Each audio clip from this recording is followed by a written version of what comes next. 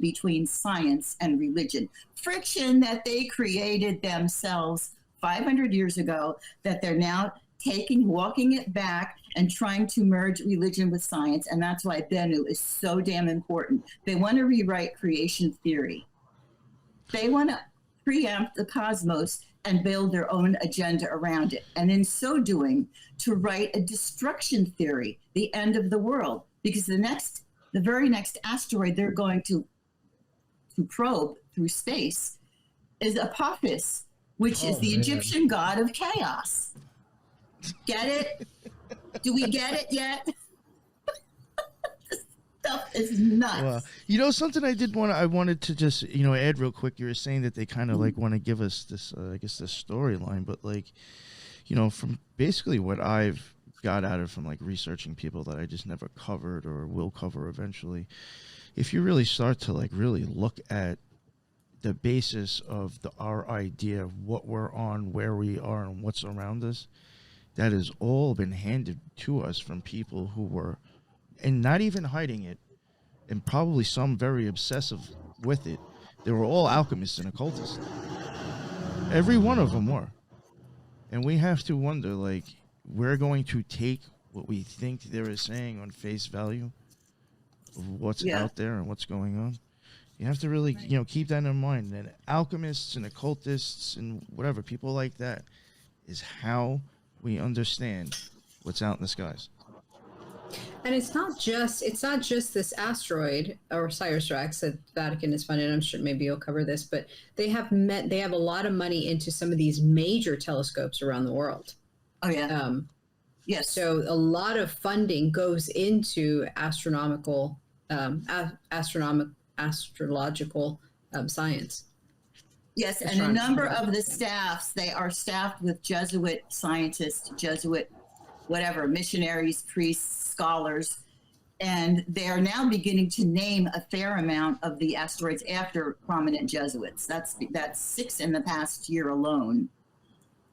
Here's another thing I pulled out, which I wanted to state, and this is what busts open the Vatican's whole coy game of, well, we just got into this because of Piazzi. We just started doing this in 1850. Blah, blah, blah. Vatican Observatory is one of the oldest active astronomical observatories in the world, with its roots going back to 1582 and the Gregorian reform of the calendar. They just busted themselves. They just outed themselves, because what was going on in 1582? Years to follow, they convicted Galileo Galilei, but he was well connected. He was under house arrest. He never went to prison. He wasn't executed. Other people had much worse fates. They were persecuting in the 1500s all these scientists who did not follow the prescribed religious dogma, and a lot of them suffered terrible torture and death. Yet, what they're telling us now is, back when they were busting these people and persecuting them, they were already following astronomical theory. They were realizing that they were wrong. They were looking into it while it was like one doing the opposite end, what they were doing. They were researching astronomical theory, disproving all the religious dogma, but at the same time persecuting people out in public for going against it, because they said 1582, that was when a lot of this stuff was going on against Giordano Bruno and all those guys that got burned at the stake. So I have a little insight about that. Mm-hmm. So if you look at what they're doing now to Göbekli Tepe, they're trying to cover it up, and they're trying to make sure that nobody gets in there. Göbekli Tepe was one of these societies that was obsessed with the stars. Mm-hmm. So, the same idea of, well, we can't let other people in on this secret that we've got. Right. We're going to keep all of this knowledge for ourselves. It's always been the case. That's why occult got the bad name it got, because they wanted the people to think it was bad, and they kept doing it. They kept doing astrology in private, and alchemy and magic and all their practices. But to the public, they didn't want us to have any wind of an idea that stuff was effective, that stuff was relevant to life. So they're always playing both hands. They're always playing the opposite in private and in public. And this is just another example. One of the things that you were talking about, 1580s, 1590s, 1570s, this is when the scientific revolution began. This is when we went from just kind of doing experiments or assuming certain things and actually applying a scientific inquiry to the actual process. So science was about to be catapulted into a new era when all of this started to come down. And then to Galileo, we covered Della Porta, and he was very good friends with Galileo. And Della Porta is heavily into cryptography and then the ciphers and all that other stuff. I mean, you're having all these merging of great minds in this one area of the late 1500s. So it was a very important time. And then for the Vatican to step in, it almost seems, on purpose. I think they knew. Well, it was the shift. It was the paradigm shift that they wanted to prevent. They wanted to keep garnering the power that they were building up since first century. So it makes perfect sense that they were doing that. There's another little insight. So one of the ways that the ancient philosophers would see the world is in a symbolic way, right? They had a symbolic understanding of the world around them. Well, we've lost that almost completely, but having a symbolic understanding of the world around you means a highly connected mind, because you have to connect these dots between the symbols you see in nature and what you're experiencing inside. So once you've lost that symbolic understanding of the universe through, certain religious beliefs, then other people can use that symbology against you because they still have the memory of it and how it works. Yeah. All the rest of us, we're just sort of like outside of that whole understanding, Yeah. Yep. So what I come across finally, I guess, to put the coda on this whole discussion is Vatican has a website that I came across. And that's why I have this hat. I actually sprung for this VaticanObservatory.org. Bought a hat from them. I spent money on them. Telescope? Lucifer. Oh, sorry. Yeah. Sorry. Beatty, it's called Lucifer. Their telescope is called Lucifer. I know. It's in Arizona. Oh, I believe it's in Tucson. It's in Tucson, my favorite. Yeah, but isn't it place. if you think about a device that is like its whole thing is to manipulate light, like could you actually really pick anything better than that anyway? That's just it. So Lucifer, in Roman mythology, he's called Eosphorus, right? And Eosphorus is the son of the dawn, Eos. So there's a highly symbolic nature to that too. This is like the first breaking of light, and they wanted to really symbolize that with this name Lucifer. Yep. Yeah, they don't miss.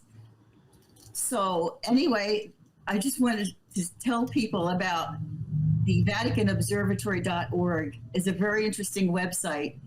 What galled me was that they charge for a membership. I mean, and they've got all this money. They charge for membership. I thought, well, maybe I'll take one for the team and I'll put up $5 a month because I just really want to see what's going on. I want to see what they're talking about. I did buy the hat. Okay. I didn't sign up for the membership. But what was freaky was when I went into the website just to enter my name to get their newsletter. I enter my name and some information and boom, my picture pops up on my page. They pulled my photograph off the internet, put it on my member page. I was like, whoa, that's a little scary. They pulled a picture of me. And so I'm looking at, putting my email and there's a picture of me in there. I'm like, ooh, that's a little scary. Anyway, I started to peruse the articles there, which were quite interesting. They have a whole page saying, we are dedicated to the exploration of sacred space. Now space, the universe is theirs. It's sacred. They're going to turn science and religion back together after splitting them apart. But what was funny was they had the store where you can buy tote bags and mugs and T-shirts and sweatshirts, and you can make a donation to the Vatican. And the thing that was my favorite was one of the articles written by somebody who seemed fairly scholarly. I read a number of his articles in the website, but this one article got me. Was, should we consider baptizing extraterrestrials? Now, I looked at my friend Ziggy Stardust and I thought, would you want to baptize this guy? Would you really want to baptize this little guy and make him into a Christian? How would you even get him to do that? I mean, it was just, I thought it was a joke. should we consider baptizing extraterrestrials? I was like, oh man, I would shut this website off. I think I'm hallucinating. What does Catholic mean, BD? Catholic means universal. There you go. I know. They've always been interested in this. I know. I was brought up Catholic. I know the whole routine, but it brings me back to the moment about studying Mesoamerica prior to Catholicism, and that there was this great fight where, like, the priests wanted to baptize the natives, but the conquistadores who brought over the priests were like, no, you're not doing that, because if we have to recognize them as children of God, then they get to keep their land. Right. We want their land. That's why we're not going to baptize them. We need them to stay savage. So there was this whole infighting because they didn't want to give back the land to the natives, because once you were to baptize them, then obviously they can claim, really the land. Rights to it. Yep. Yeah, they got it all figured out, don't they? I mean, so anyway, what we have to look forward to are probably misdirected warnings of asteroids striking the Earth, and the end is near, and there's nothing we could do about stuff falling from the sky.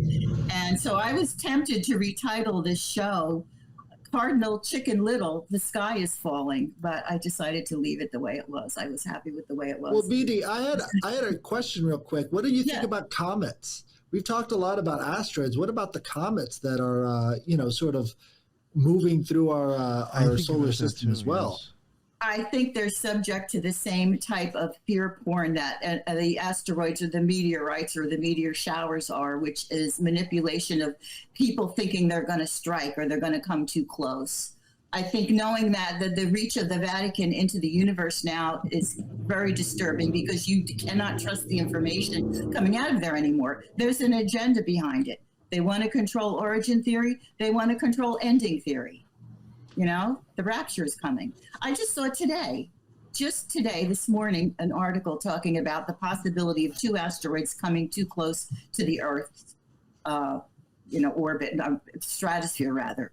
And I was like, how do you know if that's true anymore? You don't know.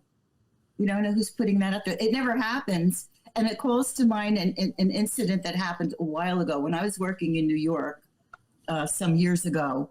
There was an object in space, I think it was some kind of satellite called Skylab. And Skylab had done a certain amount of information gathering, and then it discontinued, and it was to fall into the ocean. And at that time, we didn't know that much about GPS and tracking. So they said that they lost track of Skylab's trajectory, and they weren't sure where it was going to land. So for about a whole week, and I was in New York City at the time, it captured the whole nation's imagination. Where is Skylab? Where is it going to fall? Oh my God, if it lands in the city, it could destroy buildings. It could hit a utility and cause an explosion. It could kill people. We don't know where it's going to land. And people, for maybe 1 to 2 weeks, it was the talk of Johnny Carson. It was on the night. Just people were making jokes about it. They were doing skits about it. Finally, Skylab lands in some field somewhere very remote, nothing close to civilization. And people for that time before it landed were actually afraid. And I think the whole thing was a psyop to take the pulse of people and how they respond to this kind of information. Something's falling from the sky. We don't know where it's going to land, which is ridiculous. They knew they had a tracker on that. Don't tell me they weren't tracking the descent back to Earth. Right. And it's such an easy narrative. And yet the sky is falling, Chicken Little. That's exactly right. So I remembered Skylab when I was doing this research. And I was like, back then we believed that they didn't know where it was going to land. Now I would say, oh, bullshit, don't even waste my time. But back then we did not have that knowledge, which in a way saves us now. I think it's a very good sign that we're questioning this stuff now. We're putting it out there and we're exposing it. Back then people were not doing that. We were just buying the official line. But I remember that happening in Skylab, and people were talking about making Skylab products. It was becoming commercialized. So there's a whole Deep Impact. There's a whole series of movies all about these things falling from the sky. Right. Totally. I think this went back to when they had that the whole thing about the alien invasion, the War of the Worlds, and that radio show in 1938. That was a psyop to measure the public's response. I think so, yeah. To that. And what happened was, I did some research on that a couple of years ago. they said that it happened in New Jersey, which is funny because it wasn't far from where I live. And people panicked and people were driving crazy and people were racing to get home and people were looking up at the sky and people were committing suicide. It really didn't happen. What happened was they reported that that was happening to take the pulse of the reaction of other people in the country. People in New Jersey were not panicking about it. They thought it was happening somewhere else.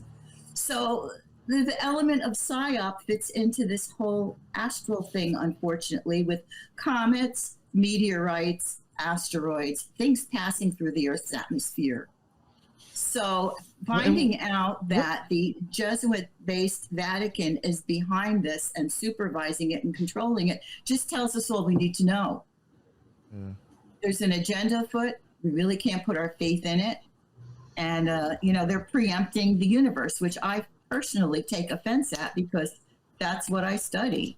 I think when it comes to like NASA and outer space, I really do think like kind of what I was saying before about you got a lot of alchemists that were into this shit in the past. I think you're just getting like a ciphered story from like just master alchemists. That's about it. If you happen to be lucky and understand what they're saying, you might.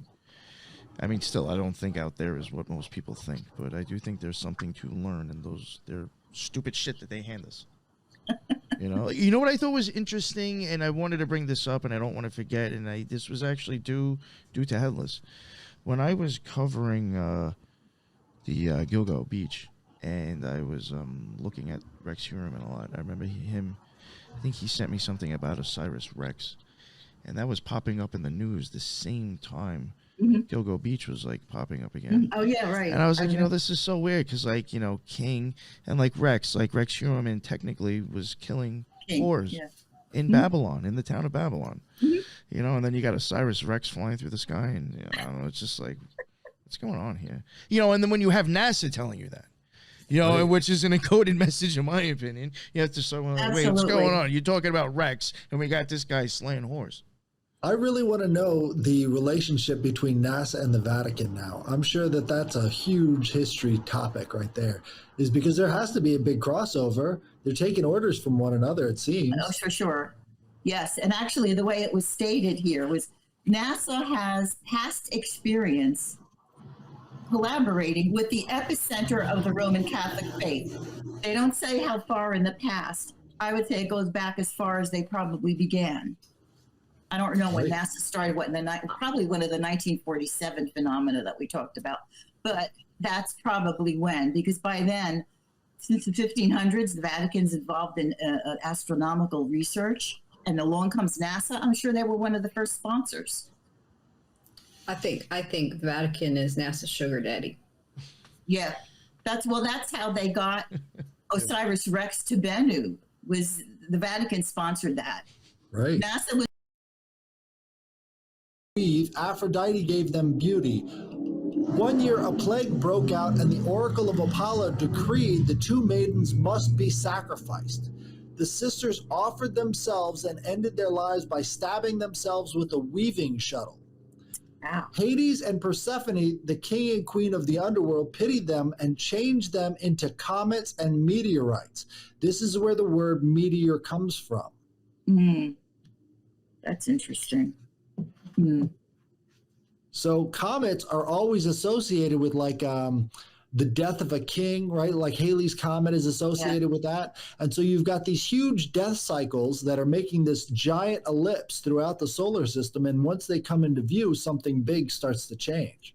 Well, even if you think about a comet in a sense, that's kind of like almost like the ending of a zodiac. You know how like how you'll have like the Aries would be the beginning, and then Leo, and then whatever. Wow. But just like we were, you know how there's like different phases though, and like one's kind of like burning out and ending right at the end. So I could see like maybe the comet actually showing like the destruction and then a rebirth, which is why you go into something else. Yeah. Well, that goes back into the mythology again. So Atropos is the fate that cuts the string. And what they were stabbed with is the knitting shuttle. So you're talking about the string of fate coming back together again. And as they're stabbing themselves, obviously there's the death angle, right? So all of those things come back into play, and you've got yourself a sigil again, you know? Yeah, true. And then there was that case of the Marshall Applewhite in that group. Heaven's Gate. Hailbomb. Where the Heaven's Gate, where they waited for the comet to become closer to Earth, and they all, 39 of them supposedly committed suicide to go join Self-sacrifice. to go on There the you comet. go. That was wild. Yeah. But that guy, I swear, was mind controlled. I mean, they all had eyes bugging out of their Oh, heads, yeah. Oh, yo, he looked insane. bugging out of the sockets. I thought, oh, these people were mind controlled. They were big into castration. Auto castration was their big thing They too. did. Yeah, they did that too. Yeah, that was when It some looked like they people all were like, had that's it. Graves' disease. I thought so. I think these people have thyroid problems. Their eyes are popping out of their sockets. But yeah, I remember that. That was around the time of the comet. I remember, I don't know if it was the Hale-Bopp. I remember the Hale-Bopp. Yeah. I saw that. That was amazing. I actually saw the Hale-Bopp comet and I was like, wow, I had never seen a comet. And it just looked like a little thing swishing through the sky, but you could see the motion of the particles in the tail, like, shh. Amazing. Right. So Amazing. But I the didn't word die. means Nothing hair. happened to me then. Yeah. So, sorry. The word means hair in Greek. Okay. Oh. So all the little hairs coming off the back of it. Again, back to the threads of fate again. So it's like all of this is sort of like the ending of this this tale, because again, it cuts off at the end. And it's moving into the light of the sun, and it changes the sort of how things are refracted on Earth. They used to think it was a cold fire that was burning up in the sky. Mm-hmm. Yo, you know what's wild? Hale-Bopp in Hebrew gematria, first thing it matches is sacrifice. Oh, God. Jesus, that's wild. There you There go. you go. There you go. I mean, that's, because of people typed in sacrifice so many times, but that's wild. That's That pretty is wild. interesting. Really. Yeah. Well, in the ancient times, they used to have these death of a king rituals. And in the sacred grove of Diana in Roman, in where is it called? Lake Nemai, right? Mm-hmm. They would have the King of the Grove ceremony. You can find this in The Golden Bough by James George Frazer. And what they would do is this convict or escaped slave would climb up to the top of this tree, break a branch off. Again, there's that astrological symbolism of the pine tree and breaking the top branch, and then bring it down and challenge the king of the grove. And they would fight to the death, and whoever won would be the new king of the grove. And this was done all the way up until Nero's time, when he started to rig the game, sort of. But all of this was associated with Diana, this being about the moon. Right. And so the moon associated with this, Artemis type energy, you get all sorts of other associations going on in that direction. But also Saturn is the pine. Pine is Saturn, the pine tree and the pine cone and the pineal gland as well. Go. So you have Moon and Saturn in that ritual. Right. Start to And finish. what we have on top of the Capitol building in Washington, D.C. is a depiction of Artemis. And she's overlooking the reflecting pool. Lake Nemai is called Diana's reflecting pool. So we've got that King of the Grove ceremony going on in Washington, D.C. And what did they do when they impeached Trump? They had a funeral procession going from one house to the Senate. And so you've got all of these elements of the dying king ritual right there in Washington, D.C. at the Capitol building. Wow. That's wild. It's crazy. Was there anything else you wanted to cover, BD? No, I think that about wraps it up for me. All right, yeah, I think we can wrap it up there then. It'll actually be a perfectly timed episode. An hour and a half. Nice. Excellent. Thank you. Yeah, Headless, was there anything you wanted to add real quick? All right. No, all right. that's I'm a sure Lisa's good. fantastic episode. There's so much more work to be done. This is Well, like we a could great do this new again. I frontier. mean, I cut out a lot of stuff because I was afraid of going way over time and going off onto too many tangents. But I touched on a number of things that we could certainly revisit and have another discussion even in more depth than this.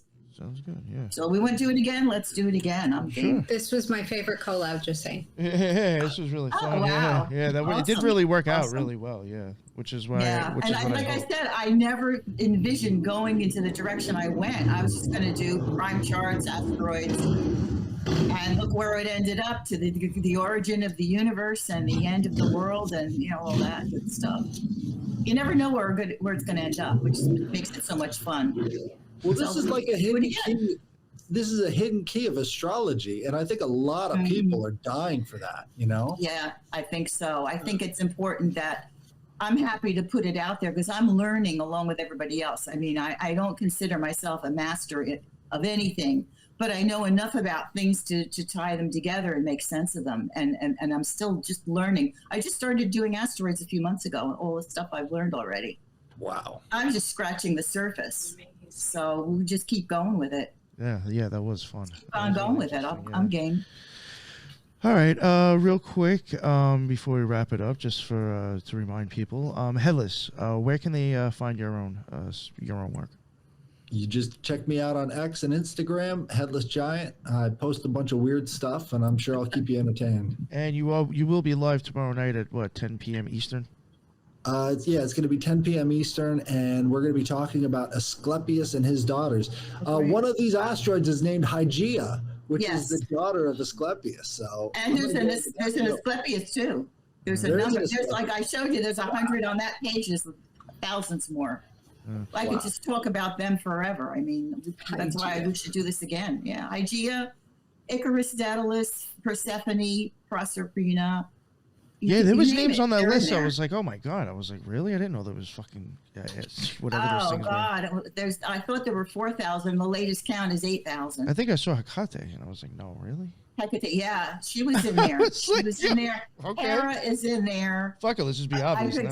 Just name a Greek god. They're in there.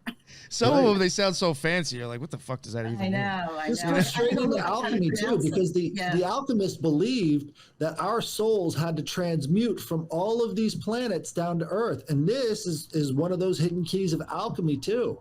Yes. Yeah, we need to keep talking about it. Yeah, I like that. All right, and BD, real quick, let everybody know where they can find your stuff again. My Linktree, X, Instagram, and strangebutTrueCrime.com. Awesome. All right, I have everybody's links in the bottom. Thank you, everybody in the chat. That was a great chat, as usual. That's why I like to go live. Again, for people, I do throw up some other comments that are in the chat up on the screen. So if you are able to watch, I highly suggest to watch. Especially, we also did have things up on the screen to look at. So if you're catching this late and you're going to watch the replay, I highly suggest to watch the video if you can. If you're catching the audio, I guess at this point it's too late. You already saw it. But, if you want to go back and catch it on the video, it's on YouTube, BitChute, and Rumble. And that's it. I had a great time. And again, thank you everybody in the chat. That's what's up. And that's the end of another Occult Rejects. Later.